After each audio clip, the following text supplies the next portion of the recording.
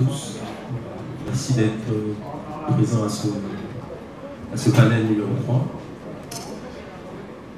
Donc je me présente, je suis Karl Yassou, je suis expert comptable, fondateur et associé gérant du cabinet FI4 Africa, qui est inscrit à l'ordre des experts comptables de Côte d'Ivoire. Je vais commencer par présenter les intervenants, les chers intervenants. Donc, à ma droite, j'ai Madame Samara Archange, qui est directrice générale du cabinet DGA International, donc, qui propose des solutions de financement dans le cadre d'acquisition de biens immobiliers au Canada.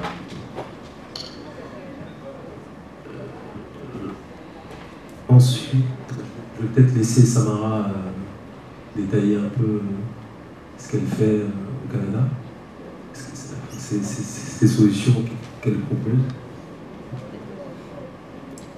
Bonjour à tous, je me présente Samara Archange, donc je suis la PDG de DGA International, cofondatrice avec M. Belguero. Juste pour faire une petite présentation de qui je suis et mon parcours, j'œuvre dans le domaine de la finance et l'administration depuis plus de 10 ans. J'ai également un cabinet de financement au Canada qui est DGA Financement Immobilier, donc c'est pour tous les projets de grande envergure. Également, au cours des dernières années, à travers la structure d'ACAC pour Délégation d'affaires Canada-Afrique, j'ai eu l'occasion d'organiser plusieurs forums économiques, dont le dernier en 2020 à Abidjan, tout ce qu'on a permis à 15 compagnies canadiennes d'échanger avec des compagnies ivoiriennes locales. Et tout ce qui en a découlé, c'est vraiment des partenariats. Donc, il y a une entreprise qui s'est implantée au Canada, Colosso, et plusieurs partenariats ont été signés. Donc, c'est toujours dans cette optique de partenariat gagnant-gagnant entre le Canada et l'Afrique qu'on a créé la structure DGA International. Le cabinet, c'est vraiment axé sur le financement des investisseurs étrangers pour l'acquisition d'un bien immobilier au Canada.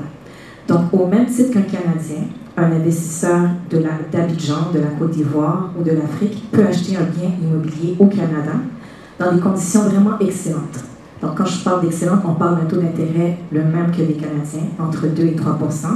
On parle d'un prêt amorti sur 25 ans. Donc, je vais pas aller plus loin. Je vous donnerai l'occasion de connaître davantage. Voilà, on aura l'occasion de rentrer dans les détails. Ensuite, nous avons Madame Mariam Mahama, qui est directrice générale de MAM Conseil, qui est un conseil en investissement dans le domaine immobilier en Côte d'Ivoire. Mariam, peux-tu nous dire un peu plus sur tes activités en Côte d'Ivoire? Tout à fait. Donc moi, je suis agent immobilier en Côte d'Ivoire depuis 2009 et j'ai créé MAM Conseil, qui est une société spécialisée donc, en investissement immobilier en 2020.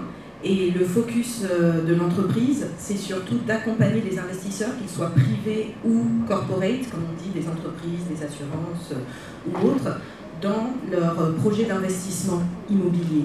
Et c'est dans ce cadre que j'ai été amenée aussi à trouver des solutions pour des clients locaux qui vivent en Côte d'Ivoire ou ailleurs pour investir à l'étranger. Donc c'est aussi une autre problématique que je suis en train de développer.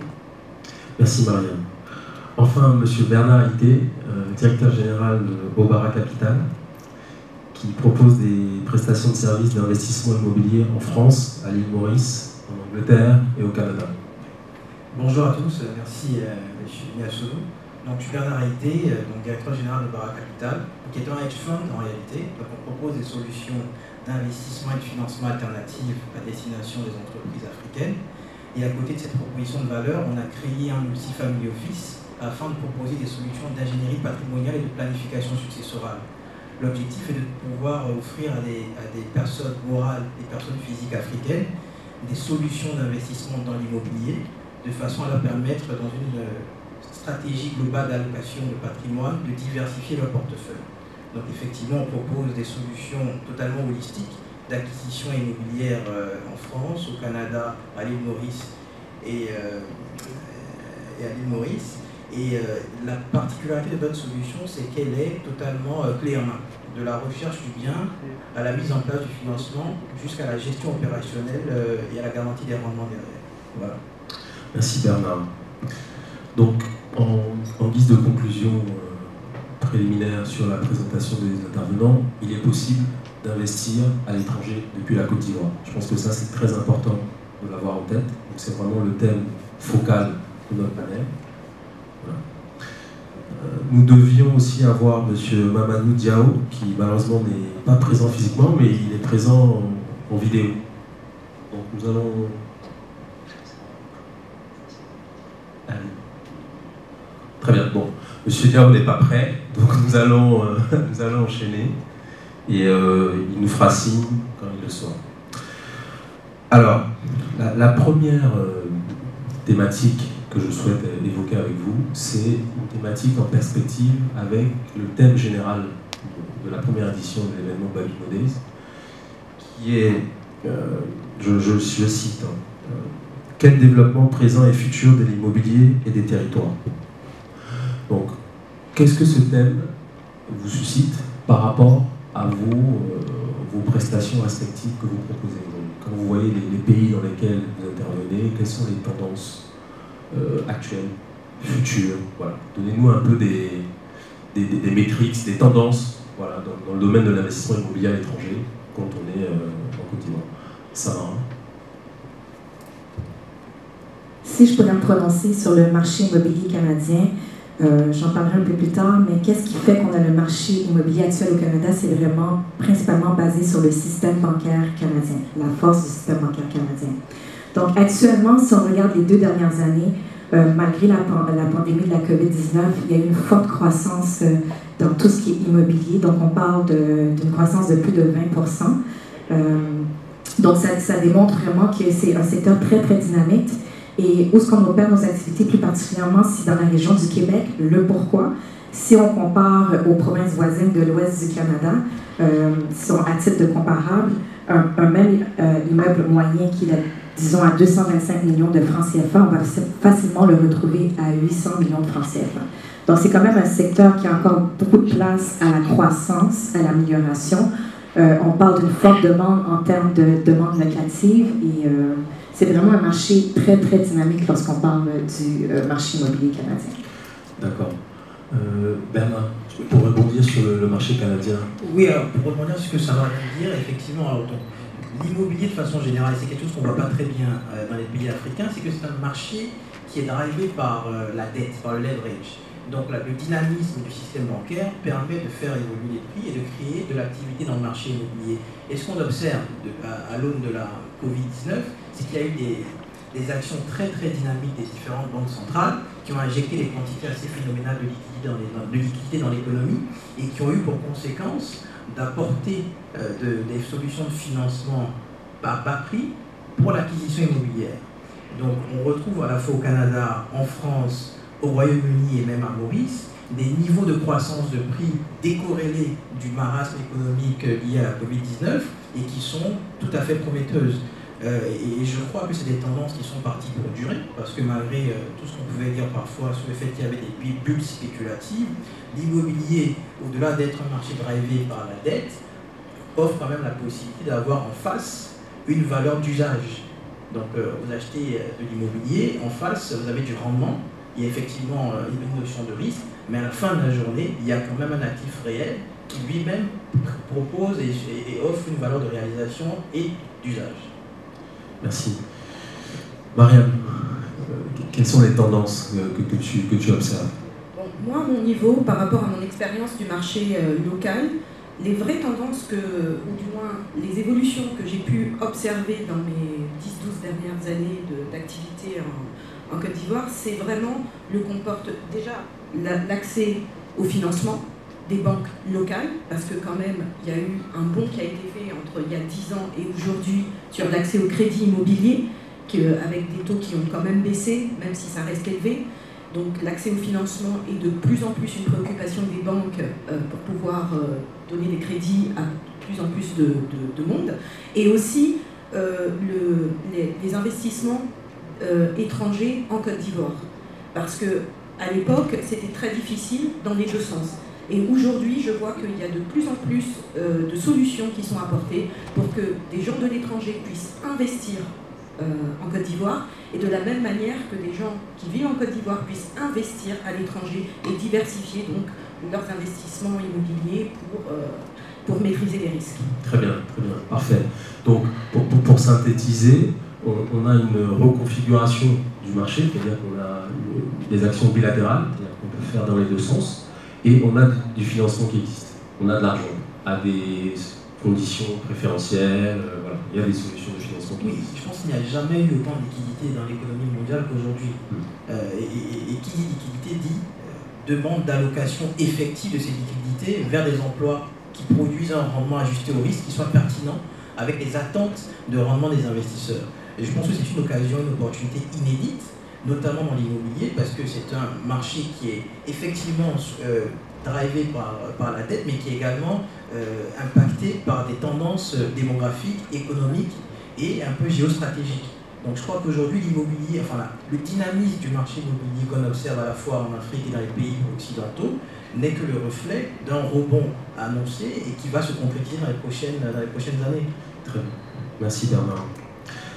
Alors, le deuxième sujet que je souhaite évoquer avec vous, qui va concerner vraiment directement le public, c'est le profil de l'investisseur immobilier à l'étranger et étranger. Voilà, je veux dire, celui qui est en Côte d'Ivoire, qui veut investir à l'étranger, celui qui est à l'étranger et qui veut éventuellement investir en Côte d'Ivoire. Voilà. Ou ailleurs, hein, enfin, parce qu'on avait un contexte aussi sous-régional et international. Samara? Ok, donc comme je l'ai dit précédemment, le système bancaire canadien est tel qui rend accessible aux investisseurs étrangers le financement. Donc, vous qui êtes ici présentement, ou toute personne à Abidjan, peut acheter un bien immobilier au Canada. Donc, les deux types de personnes qu'on rencontre principalement sont ceux qui ont comme objectif d'envoyer leur enfant étudier au Canada. Donc, le Canada est reconnu pour sa qualité de vie. D'ailleurs, l'année dernière, faisait partie du top 1 en termes de qualité de vie des meilleurs pays au monde. Donc, le Canada est reconnu pour ses grandes universités avec des programmes internationaux. Donc, beaucoup d'investisseurs ont cet objectif d'envoyer leurs enfants au Canada. Donc, à travers l'immobilier, c'est même un outil pour financer ces études-là. Je vous expliquerai un peu plus tard le mécanisme. Donc, ça, c'est un des profils. Il y a également les entrepreneurs ou tout investisseur qui veut diversifier ses placements dans un système économique très dynamique comme le Canada. Donc, je dirais que ce serait principalement les deux profils d'investisseurs que j'ai. D'accord. Bernard? Oui, et pour compléter ce que Samara vient de dire, alors au-delà des personnes physiques, il y a également des personnes morales qui sont demandeurs de ce genre d'instruments financiers, de diversification de leur allocation de portefeuille. Nous avons des institutionnels, donc qui peuvent être des sociétés d'assurance, des banques dans une certaine mesure, qui veulent réallouer certains actifs de leur portefeuille de façon à ne pas avoir une surexposition à une région, une surexposition à un contexte économique donné, ou qui veulent tout simplement profiter d'une dynamique de croissance qui est différente de celle à laquelle ils sont confrontés en onshore. Donc on a également des institutionnels qui sont demandeurs de ce type d'instrument-là. Et de plus en plus, on voit qu'il y a une sophistication au niveau des directions financières qui nous permet d'avoir des discussions un peu plus abouties sur la mise en place de ce type d'instrument. Après, effectivement, dans le sens inverse, historiquement, les investisseurs étrangers qui souhaitaient investir en Afrique et en Côte d'Ivoire en particulier étaient des gens de la diaspora qui, parce qu'ils avaient un attachement sentimental avec leur terre d'origine, souhaitaient avoir un petit chez eux, en guillemets, à la maison, parce qu'ils préparaient leur retraite chez eux. Donc ça, c'était vraiment la première vague d'investisseurs qui ont été déçus, trompés et qui ont, pour certains d'entre eux, ont gardé un souvenir amer de ces différentes tentatives. Ce qu'on observe de plus en plus, en tout cas nous, ce qu'on observe, c'est qu'on a des investisseurs qui a priori n'ont aucune relation avec l'Afrique, donc qui sont des investisseurs physiques notamment, et qui se disent l'Afrique c'est la nouvelle frontière d'investissement, elle offre des opportunités de croissance qui sont indéniables. On a des amis africains qui sont venus faire leurs études, donc on connaît, et on a envie d'investir en Afrique. On a envie de mettre 50 000, 100 000, 200 000 euros pour voir, parce que ça ne déstabilise pas leur portefeuille. Ils ont des patrimoines qui sont déjà constitués avec des rendements qui sont plafonnés, parce que vous connaissez les rendements dans les pays développés, les taux sont bas. Et donc, quand on leur propose des investissements avec des rendements de 10-12%, avec un risque qui est relativement faible, ça suscite de l'intérêt. Donc, on a de plus en plus ceux nouveaux qui sont demandeurs de solutions d'investissement dans l'immobilier en Afrique. Et je crois que ça, c'est la tendance la plus importante parce qu'elle est toute nouvelle. Et cette catégorie d'investisseurs, elle arrive avec ses propres solutions de financement. Et je crois qu'à force d'avoir ce type d'investisseurs, ça va contribuer à corriger la perception du risque africain vis-à-vis de cette catégorie d'investisseurs. Et ça va permettre d'avoir un peu plus de solutions d'investissement offshore, onshore, donc de pouvoir accompagner des investisseurs étrangers sur l'investissement en Afrique. Et ça, je crois que c'est quelque chose qu'il faut qu'on encourage. Très bien. Mariam, à ton niveau, sur l'aspect donc des étrangers qui investissent en Côte d'Ivoire, quel est leur profil? Qu'est-ce que tu as pu constater? Et est-ce que tu peux aussi faire un focus sur le partenariat dont que tu as un peu évoqué, que tu faisais avec Samara, sur ces aspects? Alors, pour les profils des investisseurs étrangers, je rejoins exactement ce qui vient d'être dit, à savoir qu'au départ, c'était surtout des Ivoiriens qui avaient envie d'investir dans leur pays d'origine, et qu'on voit qu'il y a effectivement cette nouvelle tendance depuis quelques années. C'est-à-dire, par exemple, moi, les clients que j'ai qui investissent dans les projets sur lesquels je travaille sont de plus en plus des gens qui n'ont aucun lien avec la Côte d'Ivoire. Qui sont peut-être africains de la sous-région et qui estiment que l'investissement en Côte d'Ivoire est plus sûr que dans leur pays d'origine, mais parfois c'est même des étrangers qui n'ont jamais vraiment vécu en Afrique ou mis le pied en Afrique ou qui n'ont pas de lien ou qui ne sont même pas africains.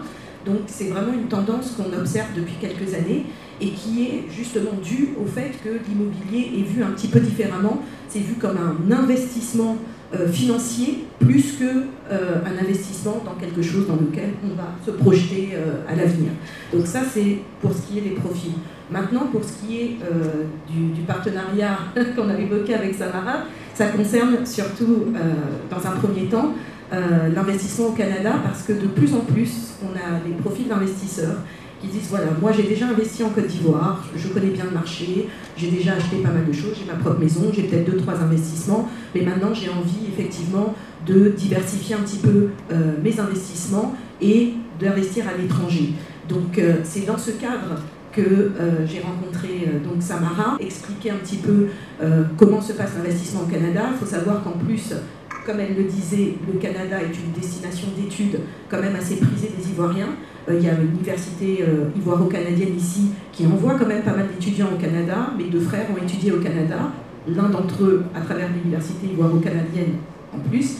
Donc du coup, il y a vraiment un réel intérêt pour pas mal de gens implantés en Côte d'Ivoire. Et ce n'est pas que des Ivoiriens, il faut savoir qu'il y a énormément d'étrangers qui sont, on va dire, qui se considèrent comme locaux, qui vivent en Côte d'Ivoire des fois depuis plusieurs générations, et qui sont intéressés par les investissements aussi, soit dans leur pays d'origine, soit à l'étranger dans des économies qui sont stables et qui leur permettent de diversifier leurs actifs. Et excuse-moi, si je peux ajouter par rapport à ce que Mariam a dit et Bernard, ce que tu évoquais, ce genre de partenariat, on les favorise parce que les Canadiens, la diaspora, excusez-moi, les personnes de la diaspora qui veulent revenir, exemple, investir en Côte d'Ivoire, pour nous, d'établir des partenariats avec des structures locales, c'est vraiment très important parce qu'il y a ce besoin d'être sécurisé, ce besoin d'avoir un partenaire de confiance de l'autre côté. Tout ce que, pour nous, vraiment, au sein de DG International, les partenaires gagnants Canada-Afrique, même avec Bernard, c'est des choses qu'on met beaucoup de l'avant.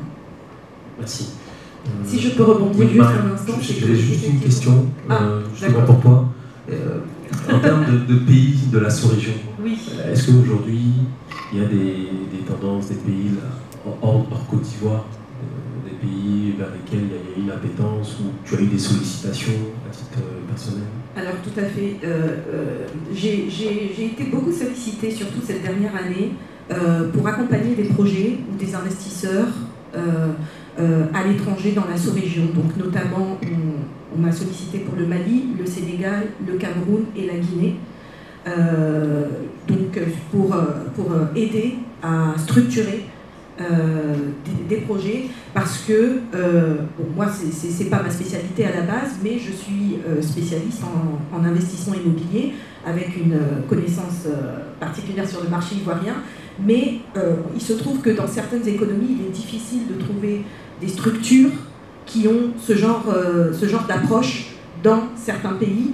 Et donc, même si, bien sûr, les partenariats, et c'est sur ça que j'allais rebondir par rapport à la question avec Samara, les partenariats locaux sont essentiels, c'est-à-dire que même si moi, j'ai la capacité d'accompagner et de conseiller sur un projet à l'étranger, je ne peux pas le faire seul. J'ai besoin d'un partenaire local qui puisse effectivement apporter tout ce qui est compétences de terrain, tout ce qui est régulation, tout ce qui est sécurisation d'un investissement. Moi, tout ce que je peux apporter, c'est ma compétence dans ma connaissance du métier, mais pas forcément sur des marchés, sur la connaissance d'un marché nouveau. Donc, les partenariats sont extrêmement importants et trouver les bons partenaires est extrêmement important pour pouvoir accompagner un client à l'étranger.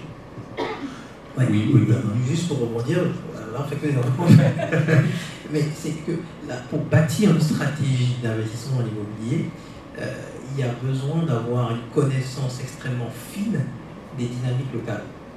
Il faut avoir une compréhension des dynamiques locales et avoir une connaissance des acteurs qui font ces marchés-là.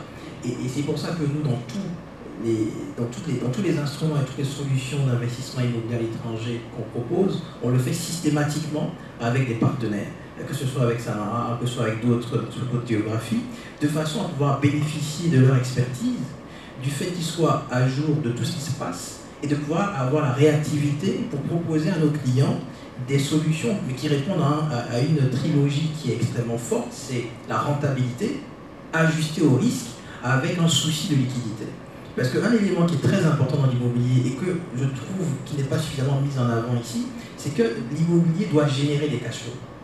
Sinon, ce n'est pas de l'immobilier, ça peut être du foncier, ça peut être autre chose, mais ce n'est pas de l'investissement immobilier. Un investissement immobilier doit générer du cash flow. Et c'est ce cash flow-là qui vient compenser le manque de liquidité de cette classe d'actifs. Et d'où l'importance d'avoir à bâtir cette stratégie.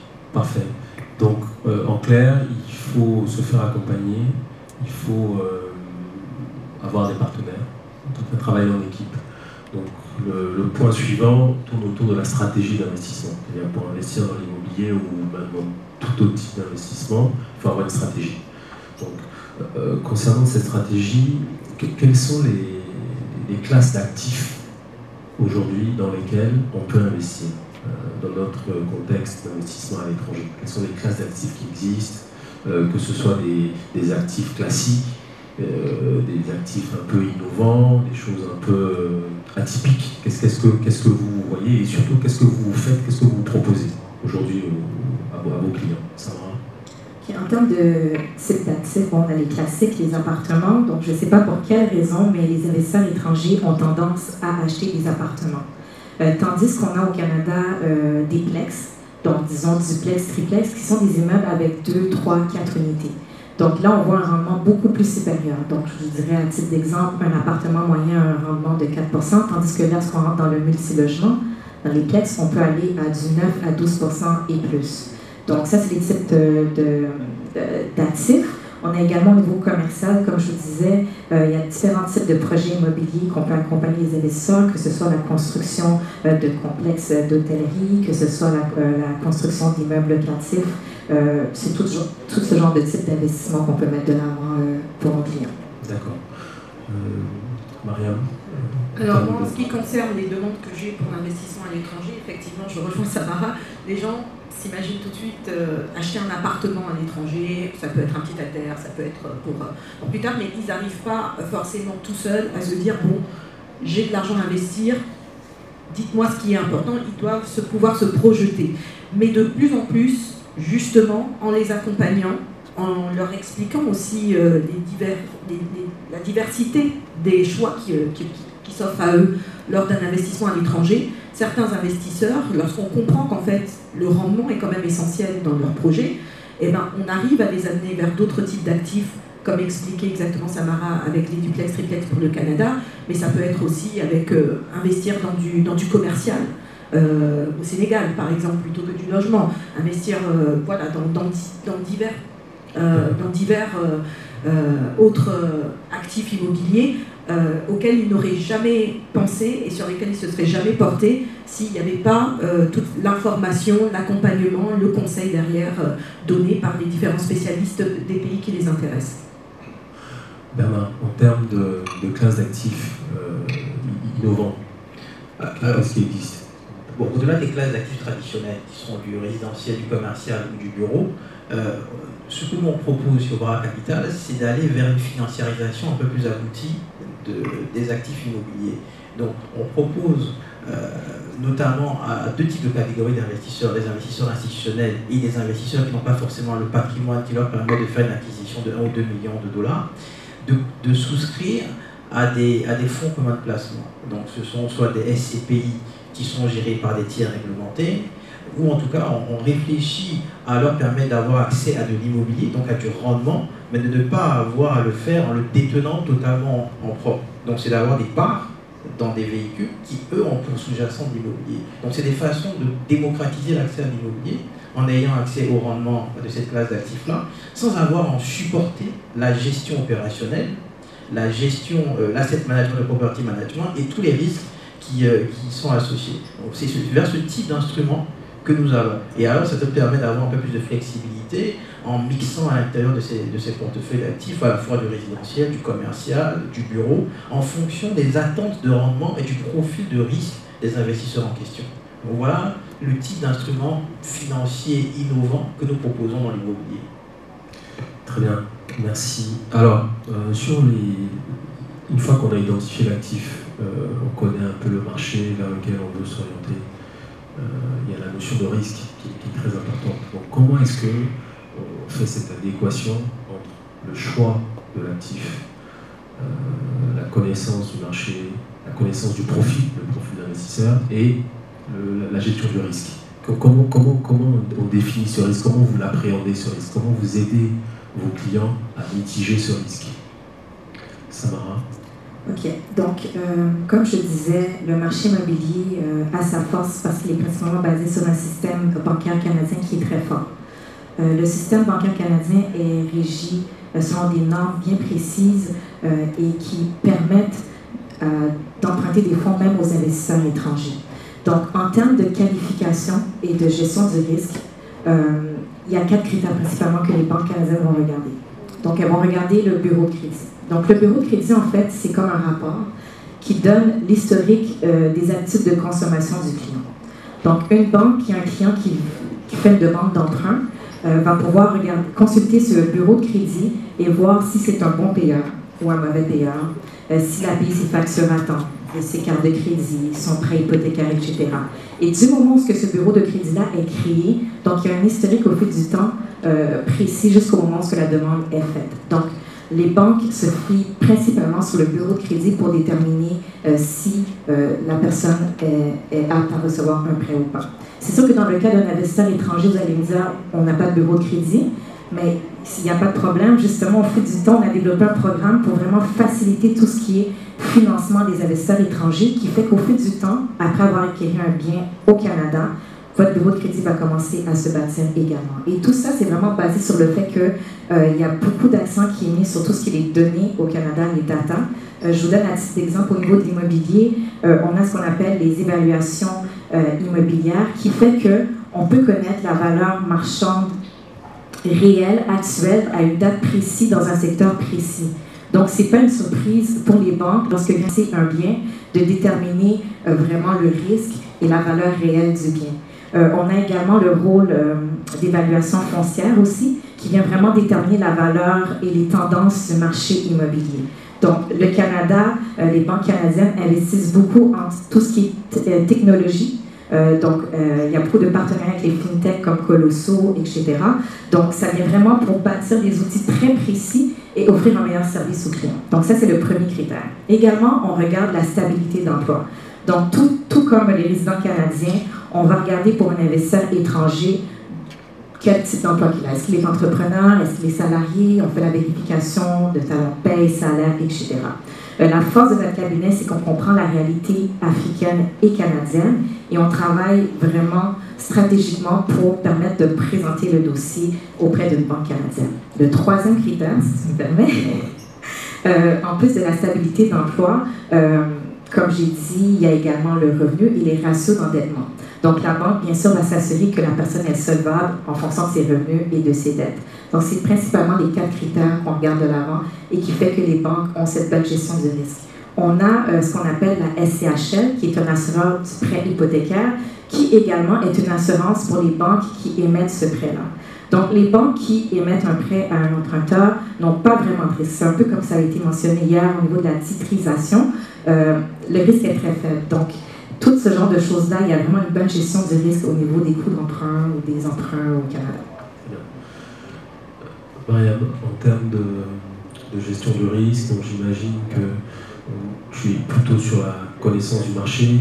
Quels sont tes retours par rapport à ce point? Alors, la gestion du risque par rapport à l'investisseur et ce sur quoi il va investir est très différente lorsqu'il s'agit d'investir en Afrique par rapport à investir dans des économies qui sont beaucoup plus stables et beaucoup plus développées. Donc, effectivement, investir à l'étranger lorsqu'il s'agit d'Europe ou de Canada ou d'États-Unis, c'est une réalité complètement différente et c'est beaucoup plus sécurisant parce qu'il y a quand même en tout cas une structure qui est très solide. Investir en Afrique, de pays en pays, c'est un petit peu différent et sécuriser son investissement est plus une problématique chez nous et c'est une problématique auquel je fais face et c'est pour ça que c'est important pour les investisseurs d'être accompagnés pour pouvoir s'assurer que le bien sur lequel ils souhaitent investir soit déjà un bien qui n'est pas de problème.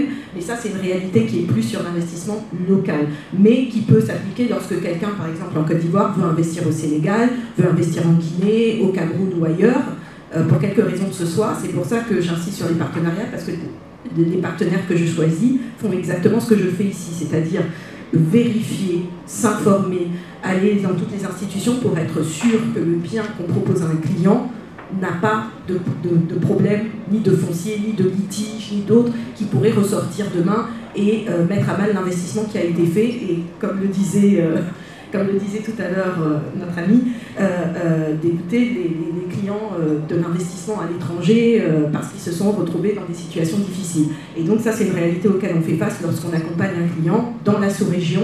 Et c'est pour ça que c'est important d'avoir les bons partenaires sur place. Les bons relais, c'est ça. Exactement. Si aujourd'hui je te dis que je veux investir au Burkina, au Mali ou en Guinée, qu'est-ce que tu me dis?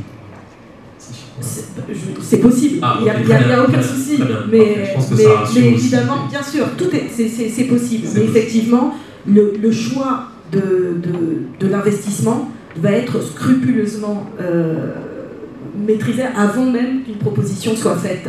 Et je peux même déconseiller un investissement si les conditions ne sont pas réunies pour garantir que cet investissement soit sécure, soit parce que problème en tout cas de juridique, de documents ou quoi que ce soit, mais ça peut être aussi un problème de stabilité du pays qui ne permet pas de garantir, et on a vu plusieurs fois le cas de pays qui allaient très bien et tout d'un coup c'est un peu compliqué. Donc ça peut être aussi une raison pour laquelle je dirais attendez d'abord. Bon, d'ailleurs il y a des projets qui sont en suspens dans certains pays parce que les conditions ne sont pas réunies. Tout à fait, tout à fait. Bernard, qu'est-ce que tu peux rajouter sur ce point? Alors peut-être un élément qui me semble important, c'est que les éléments qui constituent le risque, en tout cas la perception du risque pour les investisseurs ivoiriens ou africains qui souhaitent investir à l'étranger sont différents de ceux d'investisseurs occidentaux qui investissent dans leur pays. Nous avons des investisseurs potentiels qui ont été traumatisés par des problématiques de sécurisation du foncier, d'incertitudes juridiques, de problèmes avec le niveau de réglementation locale, qui font qu'ils ont perdu de l'argent alors qu'ils avaient suivi les diligences normales. Alors, du coup, ils transposent leurs appréhensions dans nos discussions. Alors que la chance qu'on a dans les investissements étrangers, c'est qu'on investit dans des régions du monde qui sont absolument, de ce point de vue, en tout cas réglementaire, sécurisation juridique du foncier, de l'immobilier, qui sont béton. Donc on n'a pas trop de problèmes pour la sécurisation juridique de l'acquisition. En revanche, un élément que les investisseurs locaux, enfin africains, n'appréhendent pas forcément, c'est l'importance du cash flow. Parce qu'à la fin de la journée, quand on fait un investissement locatif ou un investissement patrimonial, il y a une problématique de cash parce qu'il y a des charges de copropriété, il y a des impôts locaux, il y a des impôts sur les revenus qui sont générés et il y a des charges d'entretien qui, quand c'est dans le cadre d'un condo, il y a les charges de copropriété dans la grande façade, etc. Quand c'est des plex, au Canada par exemple, il y a des travaux effectués. Et donc c'est cette notion de cash flow et d'espérance de cash flow qu'on passe beaucoup de temps à expliquer à nos clients. Parce que sinon, l'investissement qui est proposé va devenir une source de cauchemar. Est-ce qu'il faudra remettre de l'argent au pot? Parce que finalement, ils auront l'impression que le produit qui leur a été proposé ne génère pas les revenus qu'il faut, etc., etc. Donc pour nous, en tout cas, c'est la notion de rendement attendu qui est très importante quand on accompagne nos investisseurs à l'étranger. Parce que la chance qu'on a, c'est qu'on investit dans des régions du monde où une fois qu'on a suivi le processus d'acquisition normal avec les différents acteurs, en général, il n'y a pas de problème. Donc en un maître mot, se faire accompagner. Si on peut synthétiser sur ces aspects, classe d'actifs, gestion de risque, choix du pays, tout ça. Nous allons maintenant suivre la vidéo de notre modérateur qui est en distanciel depuis Dakar. La régie, est-ce possible? Ah, très bien. On écoute alors, monsieur Mamadou. C'est un immobilier basé au Sénégal. Ici à Dakar, partout sur le skyline, on voit des crues, des immeubles de bureaux et résidentiels de haut standing voient le jour tous les mois. La demande est effectivement très forte pour les immeubles résidentiels de classe moyenne et de haut standing. En plus de cela, l'État du Sénégal a mis en place un programme de 100 000 logements à construire sur 5 ans, grâce à des incitations fiscales et douanières et l'appui pour la production locale de matériaux de construction. En plus de cela, une nouvelle ville voit le jour à Diamniadio, à 30 km de Dakar. Ça sera le siège de la Maison des Nations Unies où seront regroupés tous les démembrements de l'organisation. La ville, à terme, aura une population de 300 000 habitants. La demande en bureau de standard international est forte. En effet, les taux d'occupation sont relativement élevés, les niveaux de loyer également, ce qui pousse beaucoup de nouveaux promoteurs à entrer dans le marché. Pour les commerces, c'est surtout les opérateurs qui construisent leurs propres immeubles. Et enfin, dans l'hôtellerie, il y a plus de 3000 clés en production. Mais à cause du Covid, ces projets sont à l'arrêt.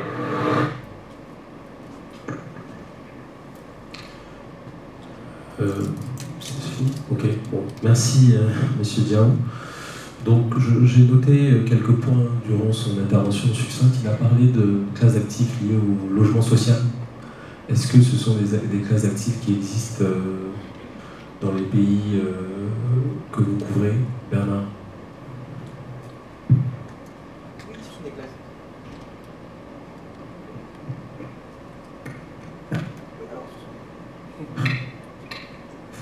Ce sont des classes d'actifs qui existent, effectivement, mais ce ne sont pas des classes d'actifs pour lesquelles nous souhaitons accompagner nos clients. Parce que le logement, on intervient en général sur de l'immobilier prime, parce qu'à la fin de la journée, ce qui compte, comme je disais tout à l'heure, c'est le rendement et c'est la volatilité du cash flow.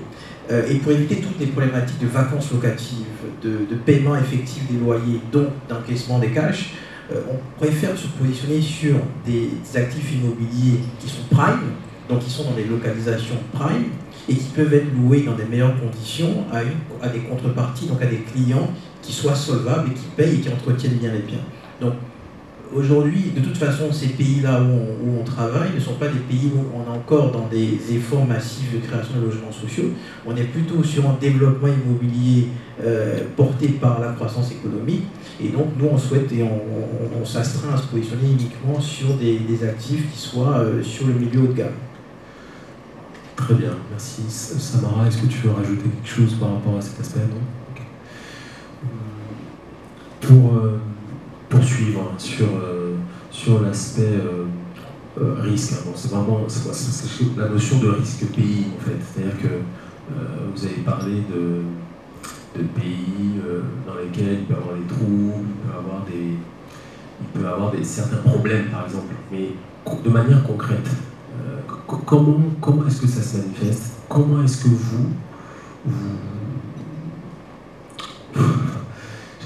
Comment est-ce que vous l'identifiez, comment vous le percevez aujourd'hui, ce risque pays?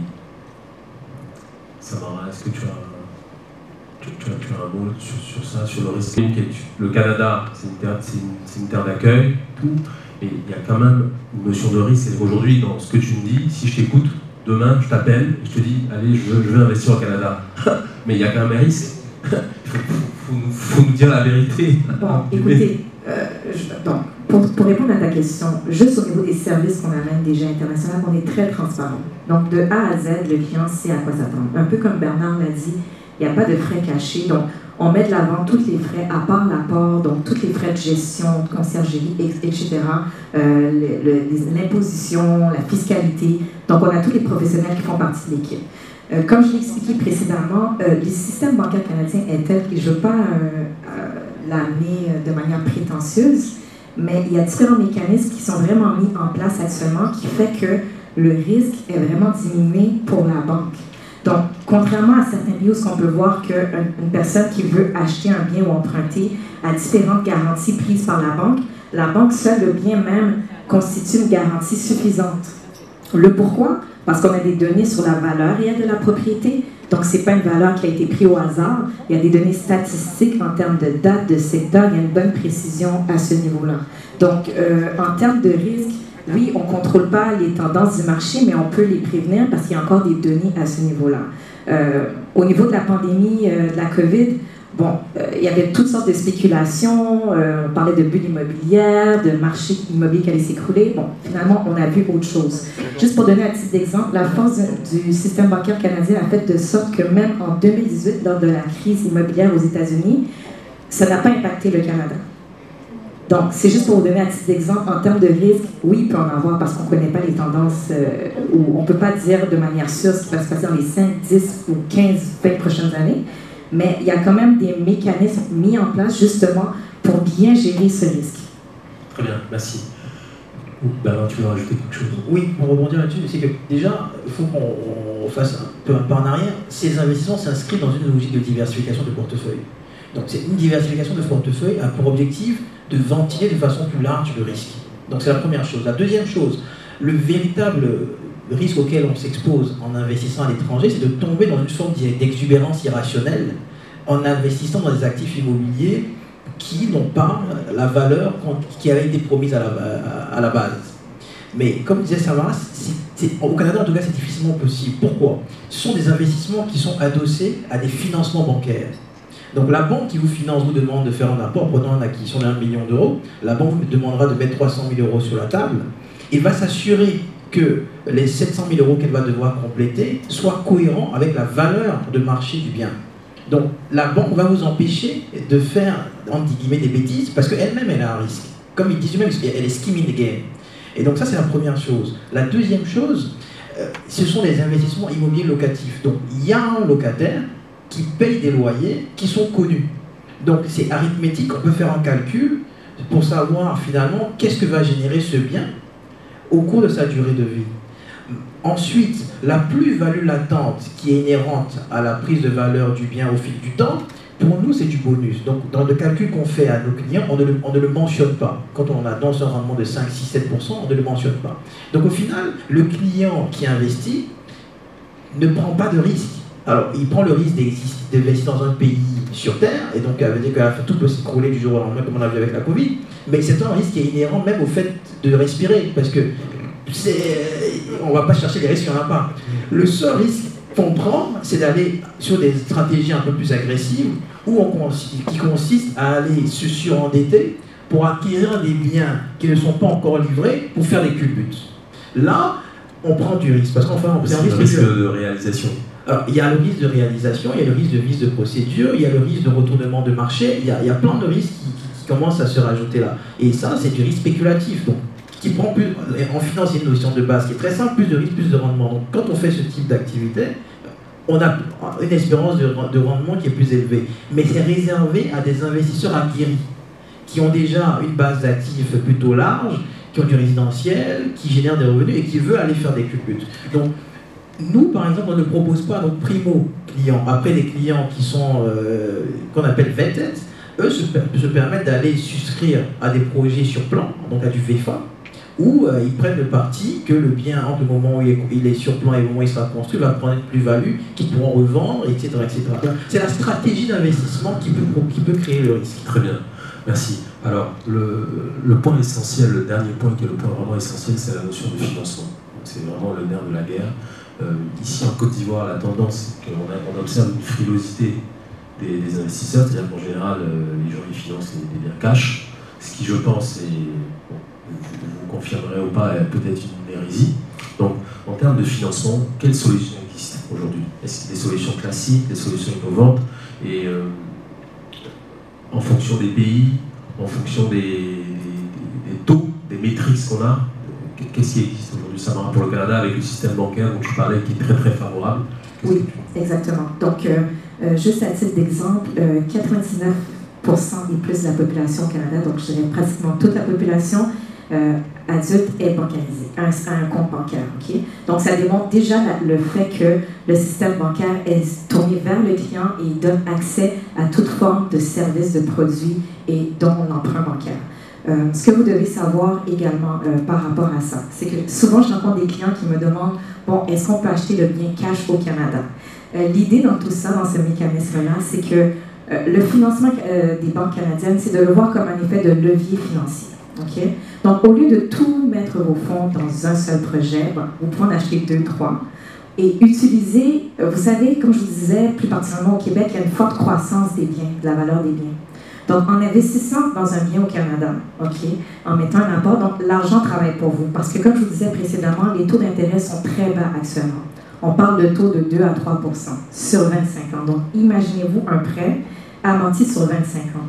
Et la plupart de mes clients sont stratégiques, ils le mettent en location. Donc, la location en tant que telle couvre la plupart des coûts. Donc, dites-vous que l'argent travaille pour vous. Donc, l'argent de la Banque canadienne travaille pour vous. Donc, d'où l'idée vraiment, en termes d'outils et de financement, il y a ce programme-là qui est vraiment extraordinaire en termes d'accompagnement pour les investisseurs étrangers. Très bien, merci. Mariam, sur le financement, comment est-ce que tu structures les choses? Qu'est-ce que vous proposez? Qu'est-ce qui se fait? Qu'est-ce que tu observes? Alors, en ce qui me concerne, pour mon activité locale, effectivement, on ne propose pas de financement puisque les gens se retournent vers la banque. Comme on l'a dit précédemment, il y a énormément de gens qui payent cash. Qui payent cash pas forcément parce que c'est leur choix préférentiel, mais parce que les taux d'endettement ici sont tellement élevés, les taux de crédit sont tellement élevés, que lorsqu'ils font le calcul, ils se disent est-ce que je veux vraiment faire un crédit bancaire, ça va me coûter 2 fois plus cher à la fin, finalement le financement va me coûter, donc si j'ai les moyens, je préfère mettre mon cash dedans. Mais ce sur quoi je travaille justement avec des partenaires financiers, c'est justement comment pouvoir, surtout pour l'investissement à l'étranger, parce que la réalité de payer en cash est un petit peu plus complexe, parce qu'il faut aussi pouvoir envoyer les fonds là où il faut et faire sortir de l'argent, c'est aussi coûteux et difficile. Donc, ce sur quoi on travaille, c'est l'accès au financement à l'étranger. Donc, avec Samara, par exemple, qui propose des solutions de crédit bancaire au Canada, moyennant évidemment un apport. Et dans les autres pays, de la même manière, avec d'autres partenaires, on travaille sur ces solutions de financement pour pouvoir accompagner les investisseurs ou les investisseurs potentiels dans leurs projets avec des solutions toutes faites qui ne nécessitent pas justement de devoir envoyer des sommes astronomiques, des centaines de millions à l'étranger, sachant la complexité du transfert étranger et sachant les coûts que ça génère aussi. Et le fait, effectivement, comme le disait si justement Samara, que si vous mettez 100, 200, 300 millions dans un seul projet, certes, vous l'avez acheté cash, vous n'avez pas de crédit, vous n'avez pas de truc, mais aussi vous n'avez plus les liquidités demain pour investir dans autre chose ou pour faire face peut-être même à d'autres besoins qui interviendraient dans le futur. Donc l'idée de pouvoir être accompagné dans un financement à taux raisonnable, dans une autre économie, c'est quand même un plus pour les investisseurs et c'est aussi une des raisons pour lesquelles certaines personnes décident d'investir à l'étranger. Très bien, merci. Bernard, est-ce que tu peux nous faire un focus sur les pays européens que tu connais, notamment la France, l'Angleterre? voilà, sur ces aspects de financement. Alors, dans ces pays sont des pays avec un niveau de financiarisation qui est élevé, que ce soit la France et encore dans une plus grosse mesure le Royaume-Uni, où ils ont une culture du financement beaucoup plus développée.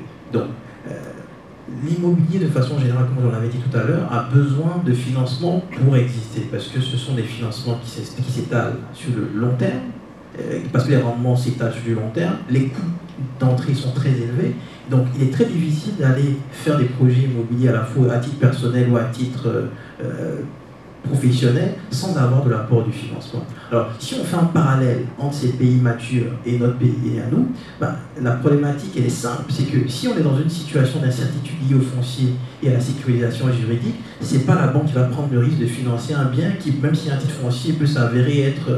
il peut y avoir 3 titres fonciers.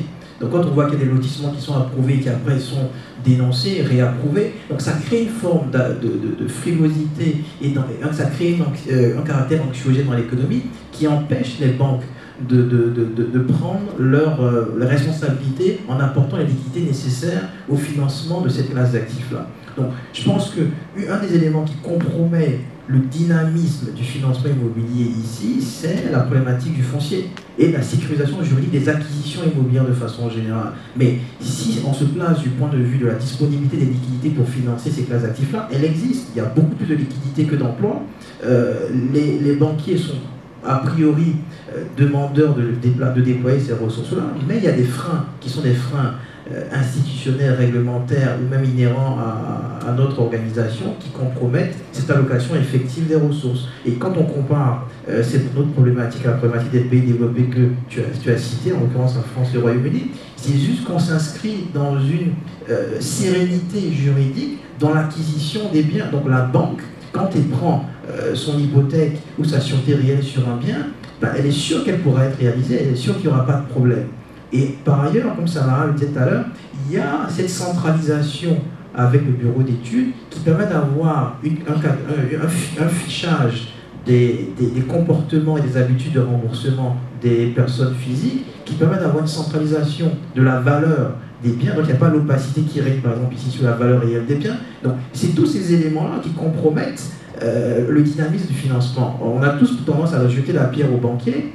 Je le fais quand c'est pertinent, mais dans ce domaine-là, ce n'est pas le cas. Il y a des éléments à régler en avant. Et si on veut avoir un marché qui soit aussi dynamique, parce qu'il est porté par du financement, il y a des choses à faire. Parce que je trouve que c'est quand même assez aberrant qu'il soit parfois plus facile d'acheter un appartement au Canada avec du financement que d'acheter un appartement ici. Parce qu'on vous finance sur la base de vos revenus ivoiriens au Canada pour acheter un sur 25 ans à 3%. C'est quand même fou que ce soit possible. Alors pourquoi c'est pas possible chez nous? Voilà. Très bien. Alors au vu des conditions, donc le contexte est idéal, il y a des opportunités, mais est-ce qu'il y a vraiment un marché de l'immobilier étranger pour tous? Est-ce qu'il y a un financement pour tous? Est-ce que tout le monde peut aujourd'hui prétendre à acquérir un bien à l'étranger? Ça va être un peu... Ou bien c'est une histoire de riches? J'aime ce que j'ai dit, on ne prête qu'aux riches. Donc il faut avoir un minimum. Il faut avoir un minimum à apporter pour pouvoir bénéficier de ces financements-là. Donc si vous n'êtes pas en mesure de mettre 30, 35%, 40% d'apport, vous n'allez pas avoir le financement. Donc ça nécessite d'avoir une accumulation primitive de capital au préalable. Donc tout le monde n'est pas éligible parce que tout le monde n'a pas de revenus qui soient tracés et traçables. Tout le monde n'a pas l'apport, tout le monde n'a pas une stabilité professionnelle qui peut être démontrée à travers un contrat de travail et des fiches de paie. Et sans ces éléments-là, il n'est pas possible de souscrire. Merci, c'est assez pragmatique et concret. Il nous reste 5 minutes. On va prendre quelques questions du public. J'imagine qu'il va y en avoir parce que, après ce qui vient d'être dit, je pense que ça vaut le coup de s'intéresser à ces marchés. Diana? Ok. Il y a des questions là?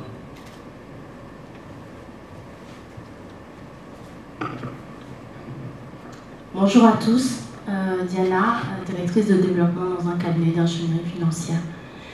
J'ai 2 questions, mais juste avant, pour rejoindre ce que Bernard dit, pour avoir travaillé pendant 8 ans dans un cabinet de gestion de patrimoine à Paris, c'est tellement compliqué pour pour un Africain, en tout cas pour la France que je connais, je vois qu'au Canada c'est différent, d'avoir un prêt immobilier, en vivant ici, en travaillant en Afrique, d'avoir un prêt immobilier en France en ne mettant pas de cash. Donc c'était beaucoup plus facile quand tu as en cash d'acheter que d'aller voir un banquier et dire bon ben je travaille en Afrique, je vais acheter un bien immobilier. C'était quasiment impossible. Donc je voulais juste souligner ça. Peut-être que ça a changé maintenant et qu'il y a des mécanismes. Donc ça c'était juste une petite remarque. Ensuite, tout à l'heure, Karl parlait de risque pays. Alors moi je comprenais par risque pays, par exemple, j'investis au Mali ou en Guinée. Et là, tout d'un coup, 2 ans après, il y a un coup d'État, enfin, il y a des troubles dans le pays. Moi, c'était comme ça que je l'avais compris. Qu'en est-il de mon investissement? C'était surtout ça la question, et de dire qu'en tant que cabinet ou structure qui accompagne les investisseurs, est-ce qu'il y a des mécanismes pour pallier ce risque-là? Est-ce que c'est des assurances? Je ne sais pas. Donc, c'est peut-être avoir une précision là-dessus. Et ensuite, ma dernière question, on a parlé de financement, surtout en Afrique, beaucoup de cash qui circule, mais on n'a pas parlé de la traçabilité des origines de fonds. Donc je sais, pour connaître en France, il y a énormément de règles, notamment TRACFIN, etc. Pour investir là-bas, il y a un scoring client qui est très très vérifié quand on les conseille en investissement financier. Est-ce qu'en Afrique, quand il y a un investisseur étranger qui vient acheter ici avec beaucoup de cash, est-ce qu'il y a une traçabilité? Est-ce que vous vous embarrassez de traçabilité des origines de fonds? Voilà une question. Merci. Alors, je vais répondre à votre première remarque. La première chose par rapport à la France. Alors, il est tout à fait possible d'acquérir un bien immobilier en France avec un prêt immobilier en étant résident en Côte d'Ivoire, par exemple. C'est possible. Les dispositifs réglementaires le permettent et la pratique le montre que c'est possible. En tout cas, on l'a fait pour certains clients. C'est vrai que la raison pour laquelle c'est difficile a priori, c'est que mettez-vous à la place du banquier que vous allez voir en France, il ne gagne pas d'argent sur le crédit immobilier. Ce n'est pas un produit sur lequel il gagne de l'argent, il gagne de l'argent sur des produits annexes, l'assurance vie, tous les frais de tenue de compte, des placements, etc., etc. Donc, quand il fait le calcul entre le coût d'opportunité et le rendement qu'il aura à se battre pour aller octroyer un crédit à un résident étranger, quand ça n'atteint pas certains seuils de matérialité ou qu'il n'y a pas, ça ne s'inscrit pas dans une logique de volume, ben, il disqualifie automatiquement le projet, ce qui est humainement compréhensible. Mais c'est tout à fait possible, nous on le fait, on continue de le faire. Après, il y a au-delà de la difficulté à le faire, parce qu'il faut quand même expliquer d'où viennent les revenus, expliquer la spécificité de sa condition, pouvoir démontrer au comité de crédit qu'il a un emploi stable dans une entreprise stable reconnue, qu'il n'y a pas de problématique, comme vous l'avez souligné, de traçabilité des fonds avec tout ce qui est AML, KYC et tout ça, et que par conséquent, c'est un client qui ne va pas créer de problème réputationnel à la banque. Mais une fois que ces éléments sont gérés, et c'est en ça que nous avons la valeur ajoutée, c'est qu'on fait la préqualification nécessaire des clients pour qu'ils répondent aux critères de ces banquiers qui sont en France, au Royaume-Uni, à Maurice ou au Canada. Et donc ça, c'est le premier élément qui compromet la difficulté d'accès. Merci Bernard. On est un peu pris par le temps. Je pense que les éléments de réponse aux 2 questions sont assez clairs. Je voulais juste qu'on finisse sur le risque pays post-investissement, parce qu'effectivement, j'avais évoqué pré-investissement. Mais Marianne, qu'est-ce que tu dis ? Justement, par rapport à ça, je ne peux pas parler pour les économies pour la Guinée ou autre, mais on a eu ces problématiques-là en Côte d'Ivoire à plusieurs reprises, où les gens ont appelé. Bon, moi, il se trouve que je suis dans l'immobilier depuis 2009, mais ma mère est dans l'immobilier depuis la fin des années 80, donc c'est des problématiques qu'elle a vécues dans les années 99, 2000, 2001, 2004, tout ça, et que moi j'ai vécu en 2011, à savoir qu'est-ce qui se passe après. Et finalement, bon, dans le cadre de la Côte d'Ivoire, faut savoir que rien de spécial s'est passé, les biens étaient toujours là, les gens payaient toujours leur loyer, et évidemment, il peut y avoir eu, évidemment, dans certaines années, des vacances, c'est-à-dire des gens qui s'en vont, et donc du coup, des biens qui restent vides, mais il n'y a pas eu, en ce qui concerne nos clients, en ce qui concerne les agences dans lesquelles j'ai travaillé, et je pense aussi les collaborateurs des autres agences, il n'y a pas eu de perte de biens, il peut y avoir eu quelques dégradations, mais il n'y a pas eu de perte de biens, il n'y a pas eu d'expropriation, on n'a pas été touché par ça, donc les gens ont retrouvé leurs biens et ont retrouvé la croissance. En tout état de cause, vous proposez un accompagnement aussi en cas de survenance de ce type. Ah ben, nous, on s'en va pas. Oui. Donc on est là. C'est ça. On est là et beaucoup de clients restent là. Il y a des gens qui ne peuvent pas fuir quand il y a un problème. Donc les 3/4 des clients quand même sont ivoiriens, sont bien ancrés ici et quand il y a un problème, c'est pas tout le monde qui peut partir. Donc on est là et on accompagne et on reste et on attend que la crise passe et on espère pour le mieux. Hein. On peut pas prévenir ce genre de choses et on ne peut pas savoir comment ça va tourner. Mais dans l'expérience qu'on a eue, ce qu'on sait, c'est qu'aujourd'hui, le secteur immobilier ivoirien se porte quand même bien. Les biens qui ont été acquis il y a 20 ans sont toujours là et toujours avec les mêmes propriétaires, sauf s'ils ont revendu par eux-mêmes. Donc, c'est cette expérience-là, d'ailleurs, qui a donné confiance à beaucoup de gens d'investir parce qu'ils savent que même s'il y a une crise, ben, on remontera la pente après. Donc, il y a une espèce de confiance quand même dans ce pays à pouvoir se relever des crises.